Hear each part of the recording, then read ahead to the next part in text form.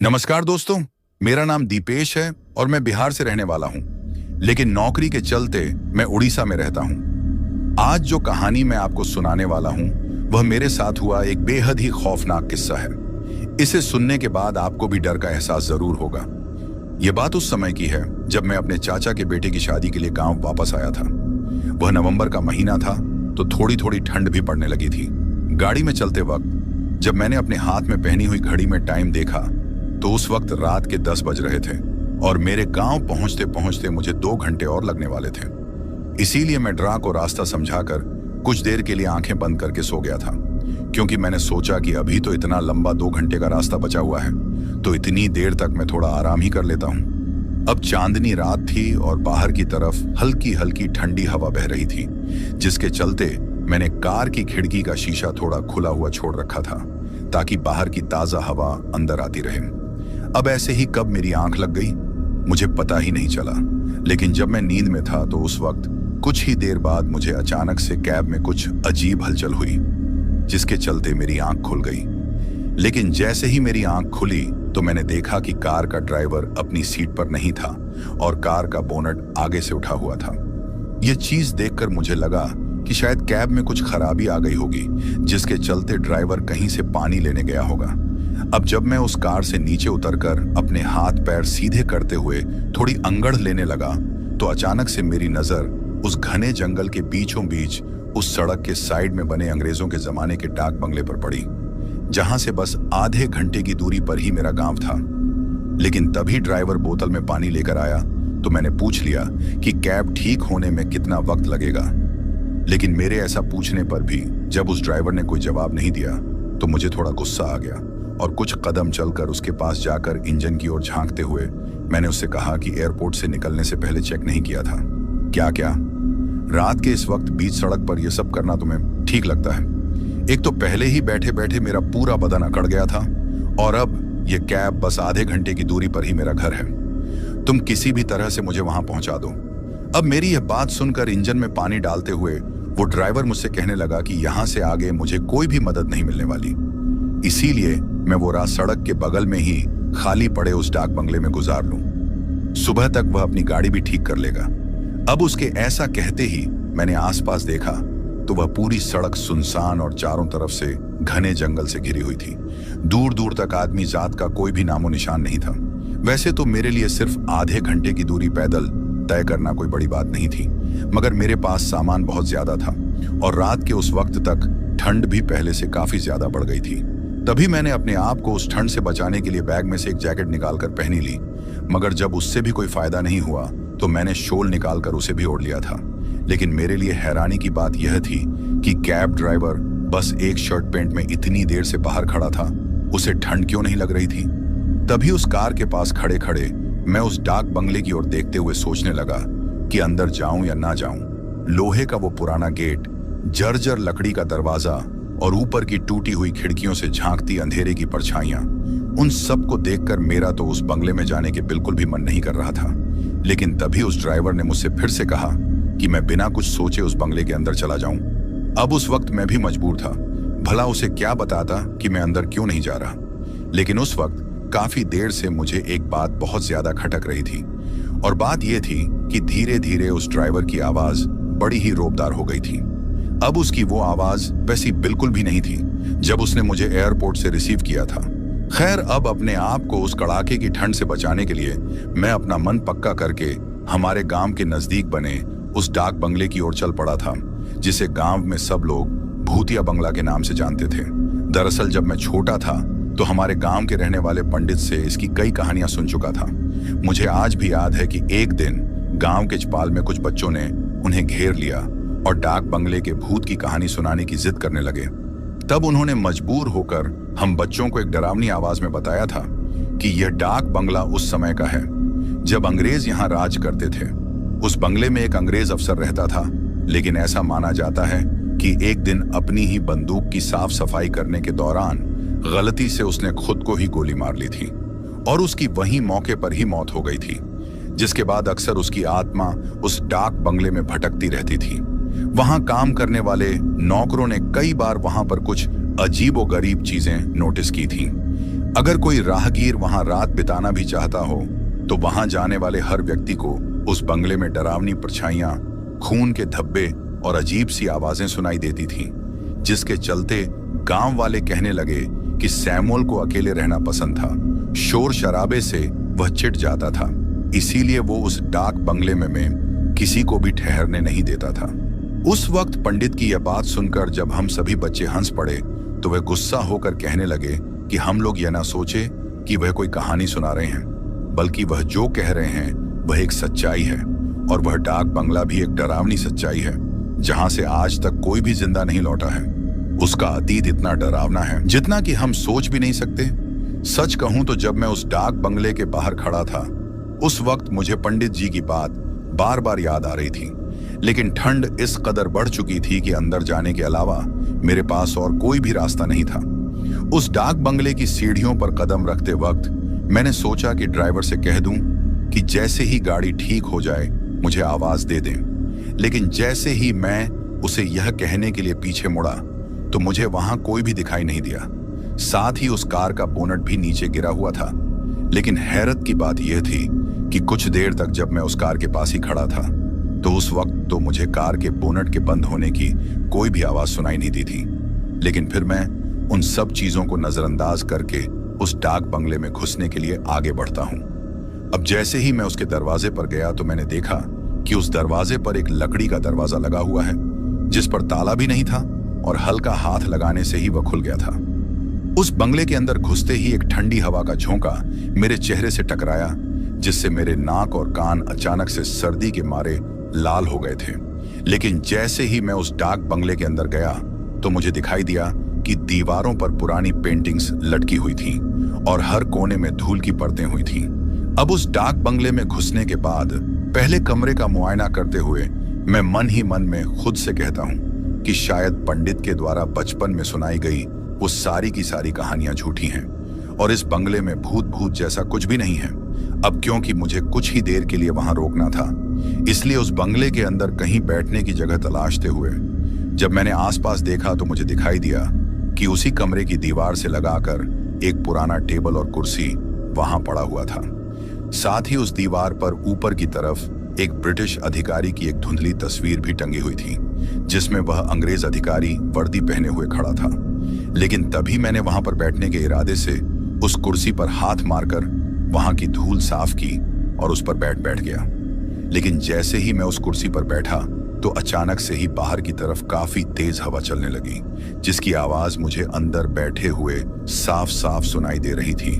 उन हवा के तेज झोंकों से उस डाक बंगले का वो पुराना दरवाजा चरमरा लगा था। अब जैसे ही उस तेज चलती हुई हवा की आवाज के साथ साथ मुझे उस दरवाजे की भी चरमरा की आवाज सुनाई देती है, तो मैंने अचानक से पलटकर उस दरवाजे की तरफ देखा। लेकिन जैसे ही मैंने उस दरवाजे की तरफ देखा तो मुझे लगा कि जैसे किसी इंसान की परछाई उस दरवाजे के बाहर सीढ़ियों के पास से गुजरी है। एक पल के लिए तो मुझे लगा कि शायद ड्राइवर होगा, लेकिन इसी चीज के साथ साथ अब नींद की वजह से मेरी पलकें भारी होने लगी थी। मगर जैसे ही मैं आंखें बंद करता मन में एक अजीब सी घबराहट होने लगती और मैं चौंक कर चारों तरफ देखने लग जाता, क्योंकि मैंने भले ही उस वक्त मेरे मन में यह सोच लिया हो कि यहाँ भूत प्रेत जैसा कुछ नहीं है, लेकिन कहीं ना कहीं एक अजीब सा डर तो अब भी मेरे मन में बैठा हुआ था। अभी मैं उस टेबल के पास में रखी हुई कुर्सी पर बैठा हुआ एक टकटकी लगाए हुए डाक बंगले के उस मुख्य दरवाजे की ओर देख ही रहा था। लेकिन तभी अचानक से मुझे लगा कि जैसे वह टेबल कुछ थोड़ी बहुत हिली है, जैसे किसी ने उस पर हाथ रखा हो। अब जैसे ही मुझे यह चीज महसूस हुई तो मैंने इधर उधर देखा, पर उस वक्त मुझे वहां पर कुछ दिखाई तो नहीं देता है, मगर कहीं से एक हल्की सी आवाज आ रही थी। वह आवाज किसी चीज के खनकने की आवाज थी। अभी मैं वहां उस कुर्सी पर बैठा बैठा यह चीज समझने की कोशिश कर ही रहा था कि यह आवाज किस चीज की आ रही है। लेकिन तभी ठीक मेरे पैरों से कुछ ही दूरी पर ऊपर की बालकनी से पुराने जमाने की एक भारी भरकम लोहे की झूमर जमीन पर गिरी। जैसे ही वह झूमर मेरे इतने नजदीक गिरी तो उस वक्त उस पूरे डाक बंगले में उस झूमर के धड़ाम से नीचे गिरने की आवाज गूंज उठती है। लेकिन जैसे ही यह चीज हुई तो मैं घबराकर उस कुर्सी से उठकर पीछे हट जाता हूं। अभी मैं उस कुर्सी से उठकर पीछे हुआ ही था कि तभी मुझे मेरे कानों में किसी की कुछ हल्की हल्की आवाज सुनाई देती है। उस आवाज को टटोल हुए मैंने अपनी नजरों को घुमाकर चारों ओर देखा, मगर कहीं कोई नहीं था। तभी एकाएक ही मेरा ध्यान उस दीवार की ओर गया जिस पर उस अंग्रेज अधिकारी की तस्वीर टंगी हुई थी। जब मैंने उस तस्वीर की ओर गौर से देखा तो मुझे ऐसा एहसास हुआ जैसे वह तस्वीर मुझसे कहना चाह रही हो कि मैं वहां से चला जाऊं, वह जगह मेरे लिए नहीं है। अभी मैं उस दीवार पर टंगी हुई तस्वीर की ओर देख ही रहा था, लेकिन तभी अचानक से वह तस्वीर इस तरह से हिलने लगी जैसे कि वहां पर कोई भूकंप आ रहा हो, और उस हिलती हुई तस्वीर के ठीक बगल में मुझे एक परछाई दिखाई देती है। उस परछाई को देखकर मैं डर के मारे पसीना पसीना हो गया था। तभी मेरी नजर उस तस्वीर के नीचे दीवार से सटाकर रखी हुई उस टेबल पर पड़ती है जिसके पास में रखी हुई कुर्सी पर अभी मैं कुछ देर पहले ही बैठा हुआ था। मुझे दिखाई देता है कि जिस टेबल पर काफी ज्यादा धूल जमी हुई थी, उसी धूल में किसी के पंजों के निशान बन रहे हैं, ठीक वैसे ही जैसे कोई उस टेबल पर अपने हथेली टिकाकर खड़ा हुआ है। अब जैसे ही मैंने वहां पर वो हिलती हुई तस्वीर, उस तस्वीर के बगल में वो परछाई, साथ ही उस टेबल पर जमी हुई उस धूल पर किसी के हथेली के बनते हुए निशान देखे, तो वह सब देखकर मेरी हालत खराब हो गई, क्योंकि इन सब चीजों से मुझे वहां पर किसी के होने का एहसास हो गया था। इसीलिए डर के मारे कांपते हुए हाथ पैरों के साथ मैं किसी तरह बिना आवाज किए उस बंगले के दरवाजे की ओर भागा और बाहर निकलकर कैब में जाकर बैठ गया। फिर कुछ ही सेकंड में ना जाने किधर से वो ड्राइवर आया और कैब स्टार्ट करके वहां से निकल पड़ा। गाड़ी ठीक हालत में चलता हुआ देखकर मेरी जान में जान आई, लेकिन उस वक्त उस कार में बैठकर वहां से निकल जाने के बावजूद भी मैं डर के मारे बार बार पीछे मुड़कर देख रहा था। मगर दूर दूर तक जब मुझे कोई भी दिखाई नहीं दिया तो मैंने चैन की सांस ली। लेकिन तभी मैंने ड्राइवर के ऊपर गुस्सा होते हुए उससे कहा कि वह इतनी देर तक कहां गायब था और उसने पहले से ही कार की खराबी चेक क्यों नहीं करवाई। लेकिन अब जैसे ही मैंने उसका ड्राइवर से यह बात पूछी तो इस बात पर उसका जवाब सुनकर मैं हैरान रह गया था। कैब ड्राइवर ने मुझसे कहा कि मैं यहाँ नया नया हूँ, इसीलिए मैं इन सब चीजों के बारे में इतना नहीं जानता, मगर मैंने सुना है कि यहाँ सालों से ऐसा होता आया था। उस डाक बंगले के पास आकर अक्सर गाड़ियां अपने आप ही खराब हो जाती थीं, मगर गाड़ी के खराब हो जाने के बावजूद भी गाड़ी में बैठा हुआ कोई भी आदमी बाहर नहीं निकलता और कुछ ही देर बाद गाड़ी अपने आप ही स्टार्ट भी हो जाती थी। अब जैसे ही उस कैब ड्राइवर ने मुझसे यह बात कही तो मैंने उसके ऐसा कहते ही उससे पूछा कि जब वह यह सब जानता था तो फिर वह खुद बाहर निकलकर इंजन में डालने के लिए पानी लेने क्यों गया था। लेकिन अब जैसे ही मैंने उस कैब ड्राइवर से यह बात पूछी तो वह बड़ा ही अचंभित होते हुए मुझसे कहता है कि साहब, आपको जरूर कोई गलतफहमी हुई होगी, क्योंकि मैं तो कार से बाहर निकला ही नहीं, बल्कि जब मैं कार चला रहा था तो मैंने देखा कि आप पीछे की सीट पर गहरी नींद में सोए हुए हों। लेकिन उसी वक्त अचानक से मुझे भी काफी ज्यादा नींद आने लगी थी। इसी वजह से मैंने सोचा कि साहब के साथ साथ मैं भी थोड़ी सी नींद की झपकी ले लेता हूं, और इसी वजह से मैंने इस डाक बंगले के बगल से थोड़ी दूर पीछे ही हमारी कार को सड़क के बगल में लगा दिया और थोड़ी देर वहां कार रोककर मैं भी ड्राइविंग सीट पर बैठा बैठा नींद की झपकियां लेने लगा था, क्योंकि उस वक्त मुझे इतनी ज्यादा नींद आ रही थी कि बार बार आंखें फाड़ फाड़ कर आगे की तरफ देखते हुए भी मैं कार नहीं चला पा रहा था, क्योंकि उस वक्त मुझे इतनी भयंकर नींद आ रही थी कि मुझे लगा कि अगर मैंने इसी नींद में आगे कार चलाते हुए जाने की कोशिश की तो शायद कहीं ना कहीं हमारा एक्सीडेंट हो जाएगा। अब जैसे ही उस ड्राइवर ने मुझसे यह बात कही तो उस ड्राइवर की बात सुनकर मेरा दिमाग घूम गया, क्योंकि उस वक्त मैंने सोचा कि अगर यह ड्राइवर अपनी सीट से कार के बाहर उतरा ही नहीं तो फिर बाहर की तरफ जो मुझे कार के खुले हुए बोनट के पास में खड़ा हुआ मिला था वो कौन था, क्योंकि उस वक्त वो जो कोई भी था वो इस ड्राइवर के हुलिये में ही था। फिर मुझे याद आया कि जब मेरी आंख खुली थी तो मैं यह चीज बिना देखे ही कार से नीचे उतर गया था कि ड्राइवर अपनी सीट पर बैठा हुआ है या नहीं बैठा हुआ, क्योंकि मुझे तो जैसे ही कार का आगे का बोनट खुला हुआ दिखाई दिया तो मुझे लगा था कि शायद कार में कोई खराबी हो गई है। इसी वजह से मैं ड्राइविंग सीट की तरफ ध्यान देना ही छोड़ देता हूँ और सीधा नीचे उतरकर आगे उस खुले हुए बोनट की तरफ चला गया था। अब पूरे रास्ते में सोचता रहा कि मेरे साथ सचमुच वो अजीब घटना हुई थी या फिर यह सब कुछ एक सपना था। खैर, सालों बाद मैं गांव लौटा था, तो अब जैसे ही गांव में घुसते ही मुझे सबसे पहले अंधेरे में डूबा हुआ घर दिखा तो मैं समझ गया कि मैं गांव की सीमा में प्रवेश कर चुका हूं। लेकिन गांव में घुसते ही सबसे पहली जिस चीज ने मुझे चौंकाया था वो एक अजीब सी सन्नाटे भरी हवा थी, जिसे महसूस करके मेरे मन में एक अजीब सी बेचैनी हो गई थी। वैसे तो वह रात का समय था, जिसके कारण मुझे कुछ साफ दिखाई नहीं दे रहा था, लेकिन जब मैं छोटा हुआ करता था और मेरा बचपन इसी गांव में बीता था, तो उस वक्त इस मौसम में गांव में हर तरफ गेहूं की फसल लहराती रहती थी। मगर अब मुझे मेरा गांव पहले जैसा हरा भरा और खुशहाल नहीं दिख रहा था। गांव के कई घर उजड़े पड़े थे और खेत हो चुके थे, जैसे वहां पर सालों से कोई सूखा और अकाल पड़ा हुआ हो। अब गांव में घुसने के बाद मैं जैसे ही कार से बाहर उतरा और मैंने चारों ओर नजर दौड़ाई तो मुझे दिखाई दिया कि एक बूढ़ा आदमी पास के ही एक चबूतरे पर लेटा हुआ था। तभी उस ड्राइवर को पैसे देते हुए मैंने उस बूढ़े आदमी से पूछा कि बाबा, यह गांव इतना सुना क्यों लग रहा है? साथ ही आप भी कुछ परेशान से दिख रहे हो। अब मेरे ऐसा पूछते ही उस बूढ़े बाबा ने जवाब देने की बजाय मुझसे ही सवाल किया कि मैं वहां क्यों आया हूं। यह गांव अब पहले जैसा नहीं रहा। यहां अब सिर्फ डर और मौत के अलावा कुछ भी नहीं बचा हुआ है। उस बूढ़े आदमी के मुंह से यह बात सुनकर मैं चौंक गया। मैंने उससे पूछा कि आपकी बातों का क्या मतलब है और यह सब कैसे हुआ मेरे?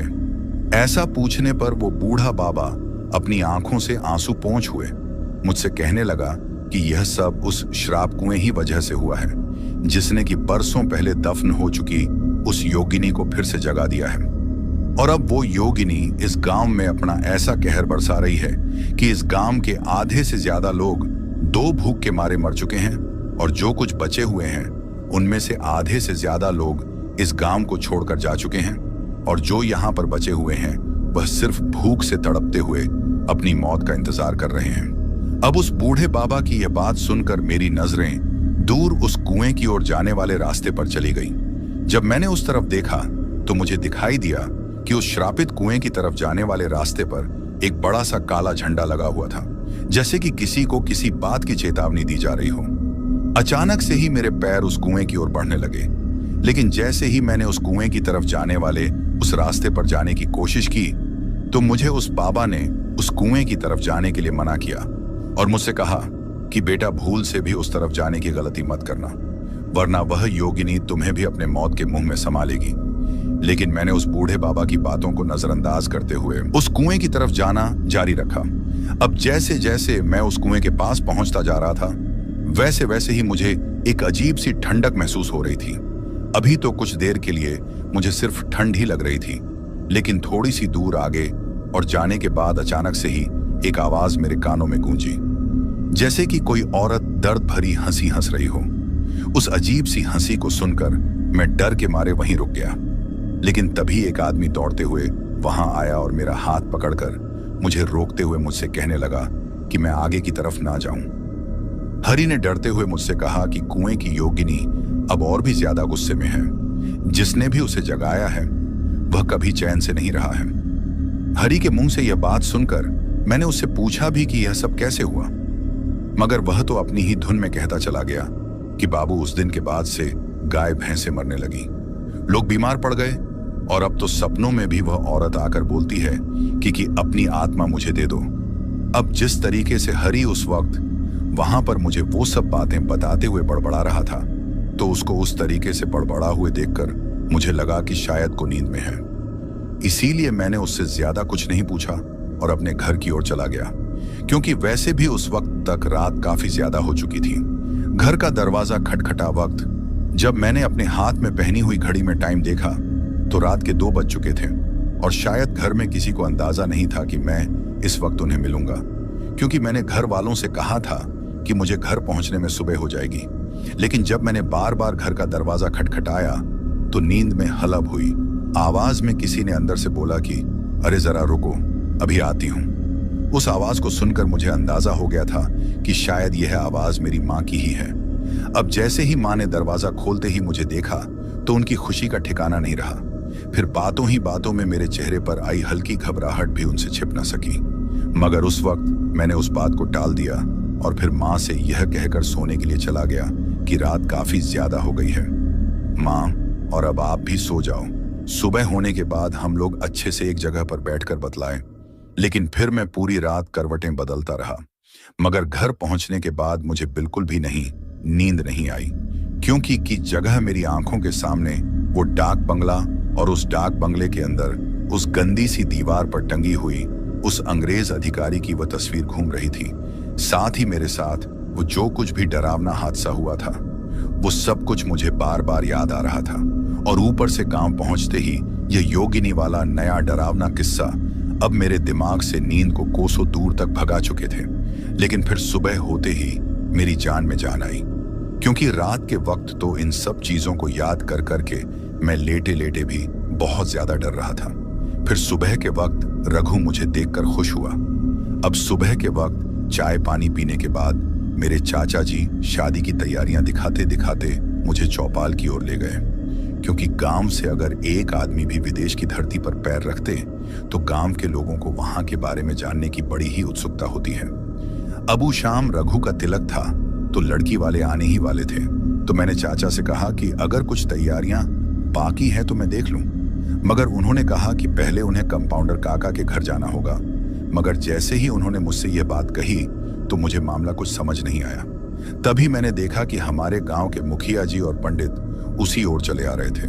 साथ में 2-4 बुजुर्ग और थे। पंडित अब पहले से ज्यादा कमजोर और थके हुए दिख रहे थे। वह मुझे देखते ही मेरे पास आए और मुझसे मेरा हालचाल पूछा। लेकिन इससे पहले कि मैं उनसे कुछ पूछ पाता, मेरे चाचा और बाकी सब लोग कंपाउंडर काका के घर जाने लगे, तो मैं भी उन्हीं लोगों के साथ हो लिया। वहां जाकर पता चला कि एक दिन बाद उनकी बेटी पूजा की शादी होनी थी, इसलिए सब चाहते थे कि पूजा आधी रात को गांव के बाहर वाले उस श्रापित कुएं पर जाकर कुछ विधियां कराए, जिसके लिए वह राजी नहीं हो रही थी और बहुत ज्यादा डर रही थी। मुझे यह सब कुछ समझ नहीं आ रहा था। कहां तो मैं सोच रहा था कि अब गांवों की हालत सुधर रही है और लोग अंधविश्वास से बाहर निकल रहे हैं, मगर मेरे अपने ही गांव में लोग ढकोसला पर यकीन कर रहे थे। उस वक्त वहां पर मैंने उन सभी लोगों को बीच में 1-2 बार टोकने की कोशिश की, मगर चाचा ने इशारे से मुझे मना कर दिया। लेकिन फिर कुछ देर बाद पूजा को समझा बुझाकर सब लोग बाहर निकले तो चाचा ने धीरे से मुझे बताया कि 6 महीने पहले गांव के घर की जवान बेटी शादी वाले दिन छत से गिरकर मर गई थी, जिसके पीछे उस श्रापित कुएं वाली जोगिनी का ही हाथ था। इसीलिए गांव वालों का ऐसा मानना था कि जिस भी लड़की की गांव में शादी हो तो उस योगिनी को शांत करने के लिए जिस लड़की की शादी हो उस लड़की के हाथों से यह विधियां करवाना जरूरी है, ताकि उसकी शादी बिना किसी रोक टोक और किसी खूनी हादसे के बिना पूरी हो जाए। तभी मैंने मेरे चाचा से पूछा कि पहले तो सब ठीक ठाक था, तो फिर इन सब बातों में कोई लॉजिक नहीं है। तब चाचा ने गांव में हुई घटनाओं के बारे में विस्तार से बताते हुए मुझसे कहा कि आज से 6 महीने पहले गांव की एक लड़की की बारात में कुछ मनचले लड़कों ने उस कुएं के पास बैठकर पहले तो शराब पी और फिर कुछ बोतलों में बची हुई शराब को बोतलों सही थी उस कुएं के अंदर फेंक दिया, जिससे सालों से शांत योगिनी की आत्मा जाग गई है। और अब अगर गांव में किसी भी लड़की की शादी होती है तो वह ठीक तरीके से भी किसी खून खराबे के उस लड़की की शादी नहीं होने देती है, जब तक कि शादी से पहले ही जिस लड़की की शादी है उसके हाथों उस कुएं पर जाकर कुछ विधियां नहीं करवाई जाती, तब तक उसकी आत्मा उसकी शादी को ठीक तरीके से नहीं होने देती है। अब यह सब सुनने के बाद भी मुझे चाचा की बात पर यकीन नहीं हो रहा था, लेकिन फिर उन्होंने आगे बताया कि उसके बाद से ही उस कुएं से अजीब अजीब आवाजें आने लगी हैं। साथ ही रात में लाल साड़ी पहनी हुई एक औरत अक्सर गांव वालों को गांव में इधर उधर घूमते हुए दिखाई देती है, और सिर्फ गांव में घूमते हुए ही नहीं, बल्कि वो औरत जो कि असल में उस श्रापित कुएं के अंदर रहने वाली एक योगिनी है, वह गांव वालों को रात के वक्त सपने में भी डराने लगी है। इतना ही नहीं, बल्कि शादी और त्योहारों में रुकावटें पैदा करके वह सबको परेशान करने लगी हैं। इसीलिए पंडित के कहे अनुसार जब भी किसी लड़की की शादी तय होती है तो वह एक दिन पहले ही कुएं पर जाकर यह विधियां पूरी कराती हैं। लेकिन मास्टर की बेटी ने यह सब करने से इनकार कर दिया और इन शादी वाले दिन छत से नीचे गिरकर उसकी मौत हो गई थी, और यह सब उस योगिनी की डरावनी आत्मा ने ही किया था। इसीलिए उस दिन के बाद से ही गांव की दुल्हन बनने वाली लड़कियों को वहां अकेले जाकर विधियां करनी होती हैं। अब क्योंकि उन दिनों शादियों का सीजन था और रघु की शादी के अलावा भी गांव में 2-3 शादियां और होनी थी, मगर मैंने नोटिस किया कि लोगों के चेहरे पर एक अनजाने डर का साया था।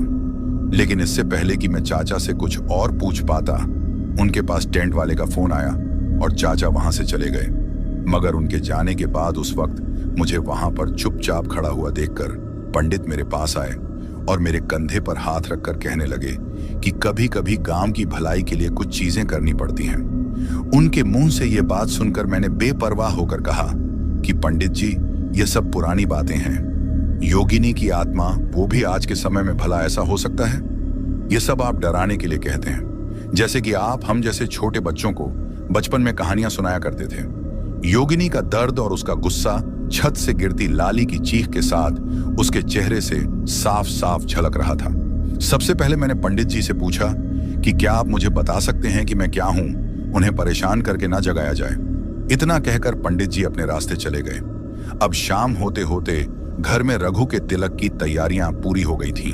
कुछ ही देर में लड़की वाले आए तो घर वाले उनके स्वागत में लग गए, लेकिन पूरा टाइम मेरा ध्यान पूजा की ओर लगा रहा, जो रात में उस कुएं पर जाकर वह विधियां करने वाली थी, जहां जाने से गांव के लोग दिन में भी कतराते थे। अब रघु के तिलक का फंक्शन था, वह रात को 11 बजे तक खत्म कर दिया गया था ताकि मेहमानों को घर जाने में देर ना हो। फिर 12 बजते बजते घर वाले थक कर सोने चले गए थे, लेकिन उस रात में बिल्कुल भी नहीं सोया था। और फिर जैसे ही आधी रात का वक्त हुआ तो मैं चुपचाप कमरे से बाहर निकल गया, क्योंकि अगर किसी को जरा भी भनक लग जाती तो वह मुझे बाहर निकलने ही नहीं देते। फिर कुछ देर बाद मैं घर के पीछे वाले दरवाजे से निकलकर छिपाते गांव के बाहरी इलाके की ओर चला गया, जहां वह पुराना श्रापित कुआं था। रात के उस वक्त चांदनी रात में चारों ओर सन्नाटा पसरा हुआ था और ऐसे में पेड़ों की परछाइयां भी डरावनी लग रही थीं। लेकिन मैं थोड़ा बहुत डरते हुए गांव की पगडंडियों से गुजरते हुए चुपचाप एक ऐसी जगह पर पहुंच गया जहां से उस श्रापित कुएं पर आसानी से नजर रखी जा सकती थी। लेकिन थोड़ी ही देर वहां बैठे रहने के बाद मैंने देखा कि पूजा हाथ में एक थाल लिए कुएं की ओर आ रही थी, जिसमें लाल चुनरी, चूड़िया, सिंदूर और एक दिया जल रहा था। वह चौंक होकर इधर उधर देखने लगी ताकि कोई उसे देख ना ले, मगर मैंने खुद को एक घने पेड़ के पीछे छिपा लिया था। मुझे नहीं पता कि मैं यह सब क्यों कर रहा था, लेकिन मुझे पूजा की चिंता थी, जो घर वालों के दबाव में आकर यह सब विधियां करने को राजी हुई थी और अकेले ही श्रापित कुएं के पास जा रही थी। जब मैं उस पेड़ के पीछे छुपकर पूजा को उस तरफ जाते हुए देख रहा था, तो मैं एक बात को सोच सोच कर काफी हैरान था कि कहीं वह भी उन अंधविश्वासों पर विश्वास तो नहीं करती है। उस वक्त उसकी वह घबराहट देखकर मैं उस बेचारी को बताना चाह रहा था कि वह डरे नहीं, मैं उसके नजदीक ही हूं, लेकिन गांव की उस प्रथा के हिसाब से आसपास शांति होनी चाहिए थी। लेकिन तभी मैंने देखा कि उस वक्त रात के उस घने अंधेरे में उस कुएं की तरफ जाते वक्त पूजा इस कदर डर गई कि उसने उस थाली को कुएं से कुछ दूरी पर ही रख दिया और धीमी आवाज में प्रार्थना करते हुए बोली कि हे योगिनी, मेरी शादी को सफल बनाना, मेरी यह भेंट स्वीकार करके मेरे ऊपर अपनी कृपा बनाए रखना। अब जब पूजा वहां पर हाथ जोड़कर प्रार्थना करते हुए उस जोगनी से यह सब कह रही थी, तो मैंने गौर किया कि उस वक्त वहां पर चल रही ठंडी हवा के बावजूद भी दीपक की लौ अब भी जल रही थी। यह चीज देखकर मेरी थोड़ी उत्सुकता बढ़ी और मैं थोड़ा आगे बढ़कर देखने लगा, लेकिन तभी पूजा अचानक पीछे मुड़ी तो मैंने खुद को झाड़ियों में छिपा लिया। वह सब कुछ करने के बाद पूजा बिना पीछे देखे तेजी से गांव की ओर भागने लगी। साथ ही जैसा कि मैंने आपको पहले बताया कि घबराहट के मारे उसके हाथ पैर इस कदर फूल गए थे कि उसने थाली को उस कुएं से दूर ही रख दिया था, जबकि उसे वो थाली उस कुएं के मुहाने पर रखनी थी। उस वक्त मैं पूजा का डर समझ सकता था, इसीलिए उसे जाते हुए देखकर भी मैंने उसे नहीं ठोका। लेकिन अब पूजा को गांव की तरफ भागते हुए देखने के बाद जैसे ही मैं दोबारा से मुड़कर उस कुएं की तरफ देखने लगा, तो उस तरफ देखते ही मैं बहुचक्का रह गया, क्योंकि जैसे ही मैंने दोबारा से उस कुएं की तरफ देखा तो मुझे दिखाई दिया कि अब वह थाली वहां थी ही नहीं जहां पूजा छोड़कर गई थी। यह देखकर मुझे समझ नहीं आया कि इतनी सी देर में ही आखिर किसने आकर उसे वहां से उठा लिया। मैंने चौंक कर चारों तरफ देखा, लेकिन मुझे कोई नहीं दिखा। तो फिर थाली गायब कैसे हुई? अब मैं वहां से वापस गांव की तरफ लौटने की मंशा से धीरे धीरे पीछे हटने लगा, लेकिन अचानक से ही पता नहीं कैसे मेरे कदम थोड़े लड़खड़ा गए। मगर मैं गिरने से बच गया था, लेकिन इतने में ही मुझे उस कुएं के पास से आती हुई एक धीमी सी हंसी सुनाई देती है। उस हंसी की आवाज एक औरत की आवाज की तरह थी, लेकिन जैसे ही मुझे वह हंसी उस वक्त वहां उस कुएं के अंदर से आती हुई सुनाई देने लगी तो मेरी वहीं पर डर के मारे हालत खराब हो गई। लेकिन फिर कुछ देर बाद जब मुझ में थोड़ी बहुत हिम्मत आई तो मैं अचानक से ही उस वक्त मेरे शरीर में जितनी भी ताकत थी उतनी ताकत के साथ गांव की तरफ दौड़ने लगता हूं। लेकिन जब तक मैं गांव में वापस आया तब तक पूजा अपने घर के अंदर घुस चुकी थी। अब मैंने जो देखा था उस पर मुझे अब भी यकीन नहीं हो रहा था। उस वक्त भी मैं यही सोच रहा था, कहीं यह सिर्फ मेरा वहम तो नहीं, क्योंकि शायद हो सकता है कि मुझे अंधेरे में फिर से देखने पर वह थाली ठीक तरीके से वहां पर दिखाई ना दो और मुझे ऐसा लगा हो कि जैसे वह थाली वहां से गायब हो गई है, या फिर सच में उस कुएं के पास में कुछ है। अब यह बात मुझे गांव के मुखिया जी से जाननी थी, लेकिन उस वक्त मेरे मन में डर के साथ साथ और भी कई सवाल उठ रहे थे कि क्या योगिनी वास्तव में उस कुएं में निवास करती है, और अगर हाँ तो वह थाली कहाँ गई। लेकिन अब मैं उतनी रात के वक्त तो मुखिया जी के घर पर जा नहीं सकता था, इसीलिए जिस तरीके से मैं चोरी छुपे छुपते छुपाते घर से निकला था, ठीक उसी तरीके से मैं चुपचाप जाकर मेरे कमरे के अंदर सो जाता हूं। लेकिन उस रात भी मुझे पूरी रात नींद नहीं आ पाई थी। उतनी ठंड होने के बावजूद भी पूरी रात मेरा गला प्यास से बार बार सूखता जा रहा था। अब जैसे ही सुबह हुई तो पंडित की तलाश में मैं सबसे पहले चौपाल की तरफ गया और संयोग से वह मुझे वहीं बैठे मिल गए। मुझे देखते ही वह मुझसे पूछ बैठे कि क्या हुआ, आज पूरी रात सोए क्यों नहीं। अब उनके मुंह से यह बात सुनकर मैं उन्हें हैरत से देखने लगा, क्योंकि उस वक्त मुझे यह समझ में नहीं आया कि आखिर उनको यह बात कैसे पता चली कि आज रात को मैं सो नहीं पाया हूं। बल्कि मैंने तो सुबह उठने के बाद इस बारे में किसी और से चर्चा भी नहीं की थी। लेकिन फिर वह मुस्कुराते हुए मुझसे बोले कि मैं तुम्हें और तुम्हारी मन के अंदर चलने वाले द्वंद्व को तुम्हारे बचपन से ही पहचान सकता हूं, इसीलिए जो भी बात है तुम बेझिझक मुझसे पूछ सकते हो। उनके ऐसा कहने पर मैंने कुछ सोचते हुए उनसे पूछा कि क्या मैं जो पूछूंगा वह आप मुझे बताएंगे। तो उन्होंने सिर हिलाकर हामी भरी और मुझे अपने दालान पर ले गए। दरअसल गांवों में घर के आगे के हिस्से को दालान कहते हैं। दालान पर पहुंचकर पंडित जी ने शायद मेरी खामोशी पढ़ ली, तभी मुझे उस तरह से गुमसुम देखकर वह कहने लगे कि वह अच्छी तरह जानते हैं कि मुझे कुएं वाली योगिनी का सच जानने की उत्सुकता हो रही है। लेकिन अब योगिनी के बारे में बताते हुए उन्होंने अपनी आवाज को थोड़ा धीमा कर लिया था और उसी धीमी आवाज में वह मुझे बताते हैं कि कई साल पहले इस गांव में बारिश नहीं हो रही थी, चारों तरफ अकाल पड़ा हुआ था, गांव के लोग भूख से मर रहे थे। तब गांव के उस वक्त के मुखिया ने एक उपाय सुझाया। उन्होंने कहा कि बारिश के देवता को खुश करने के लिए एक बलिदान देना होगा, और वह बलिदान होगा एक कुंवारी लड़की की जीवित आत्मा। अब गांव वालों ने उस बलिदान के लिए गांव की उस समय की सबसे मासूम लड़की को चुना, जिसका नाम मधु था। उस वक्त वह सिर्फ 17 साल की थी, लेकिन उतनी सी उम्र में ही उसे देवता का दूध बनाकर अंधविश्वास के चलते गांव वालों के द्वारा उस कुएं में जिंदा दफना दिया गया। अभी पंडित जी ने इतनी बात बोली ही थी कि उनके मुंह से सिर्फ इतना सुनकर ही डर के मारे मेरी सांसें थम गई थीं। जब वह मुझे यह सब कुछ बता रहे थे तो उस वक्त चारों तरफ के माहौल में एक अजीब सा सन्नाटा छाया हुआ था। तभी मैंने हकला हुए कहा कि क्या सच में ऐसा हुआ था। तो उन्होंने सिर हिलाकर हामी भरी। फिर मैंने पूछा कि आगे क्या हुआ। तो पंडित जी धीरे धीरे दबी आवाज में बोले कि बलि के बाद बारिश तो हुई, लेकिन उसके बाद से सब कुछ बदल गया। उस रात गांव के लोगों ने कुएं के पास अजीब सी डरावनी आवाजें सुनी, किसी के रोने की और चिल्लाने की आवाज।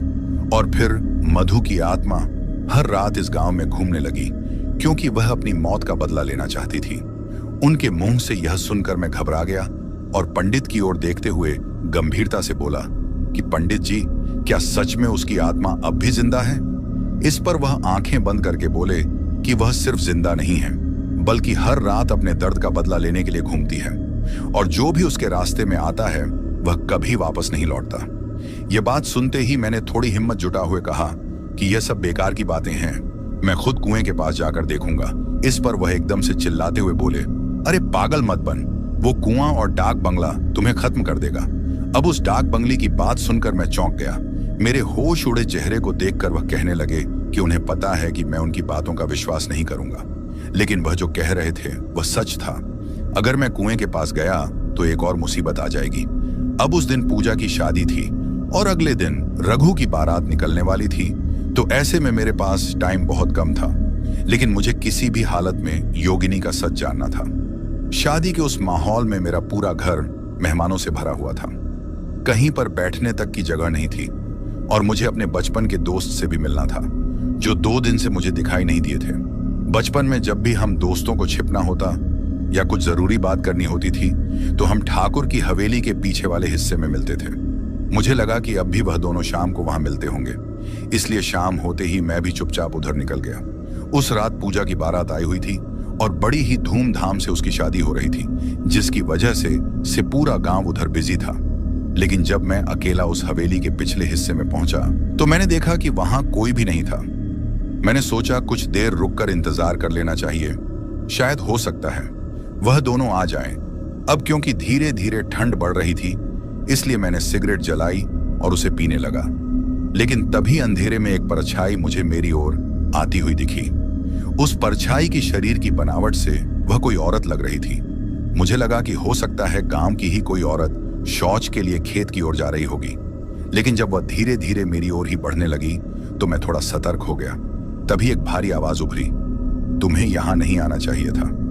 इस आवाज को सुनकर मुझे लगा कि गांव की ही कोई चाची होंगी, तो मैंने सिगरेट छिपाते हुए कह दिया कि मैं अपने दोस्तों का इंतजार कर रहा हूं। यह सुनकर वह कुछ देर चुप रही और फिर बोली कि मेरे दोस्त मुझे वहां नहीं मिलेंगे, मैं कहीं और जाकर देखूं। अब उस औरत के मुंह से यह बात सुनकर मैं हैरान था कि उस औरत को कैसे पता कि मेरे दोस्त कहां होंगे। लेकिन जब तक मैं कुछ और पूछता, वह वहां से पता नहीं कहां गायब हो गई थी। अब उसके वहां से इस तरह से अचानक से गायब होते ही मैं फिर से हैरत में पड़ गया कि आखिर वह थी कौन। फिर कुछ देर बाद मैं वहां से निकलकर घर की ओर जाते हुए सोचने लगा कि इतनी रात गए मैं अपने दोस्तों को कहां ढूंढूं। लेकिन तभी मुझे कुछ याद आया और मैं गांव के उस पुराने स्कूल की तरफ मुड़ गया, जहां अक्सर हम क्रिकेट खेला करते थे। स्कूल के पास पहुंचकर मैंने देखा कि वह स्कूल अब खंडहर में बदल चुका था। अब रात के वक्त ही उस स्कूल की सीढ़ियां चढ़कर मैं क्लासरूम के बाहर टहलने लगा। लेकिन तभी एक कमरा खुला। देख मैं टॉर्च की रोशनी डालते हुए अंदर चला गया कि तभी खिड़की पर एक तेज आवाज हुई। अब जैसे ही वह आवाज हुई तो मैंने चौंक हुए पूछा, कौन है वहां? मगर कोई जवाब नहीं आया। तभी मैं अपने फोन की रोशनी मारते हुए मैं खिड़की की ओर बढ़ा।